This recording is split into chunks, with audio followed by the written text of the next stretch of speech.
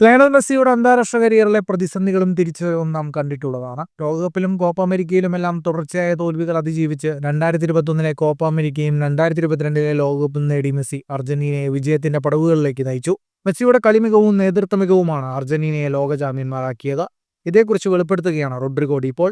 ഡീപോളിന്റെ വാക്കുകൾ ഇങ്ങനെ: Messi, Maradona തുടങ്ങിയവരെ പോലെയുള്ള താരങ്ങൾ ടീമിലുണ്ടെങ്കിൽ കാര്യങ്ങൾ എളുപ്പമാണ്. അവർക്കൊപ്പം നമ്മൾ കട്ടയ്ക്ക് നിന്ന് കൊടുത്താൽ മതി.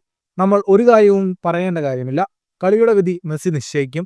മുന്നിൽ നിന്ന് നയിച്ചാണ് മെസ്സി മാതൃകയാവുന്നത്. ഒന്നും പറയേണ്ട ആവശ്യം വരാറില്ല. 1 മണിക്ക് ഉച്ചഭക്ഷണം കഴിക്കുന്ന സമയമാണെങ്കിൽ മെസ്സി 12:58 ഡൈനിങ് റൂമിൽ എത്തിയിരിക്കും. ഇതുകൊണ്ട് തന്നെ ഞങ്ങളെല്ലാം മെസ്സിക്ക് മുന്നേ എത്താൻ ശ്രമിക്കും. മെസ്സി വരുമ്പോൾ എല്ലാവരും ഡൈനിങ് റൂമിൽ റെഡിയായിരിക്കും. മെസ്സി ഹാളിൽ മാത്രമല്ല, കളിക്കളത്തിലും പരിശീലന സമയത്തുമെല്ലാം ടീമിലെ എല്ലാവർക്കും മാതൃകയാണ്. വാർത്താ സമ്മേളനത്തിൽ മെസ്സി മാധ്യമപ്രവർത്തകരോട് സംസാരിക്കുന്നത് പോലും ഞങ്ങളെ അത്ഭുതപ്പെടുത്താറുണ്ട്.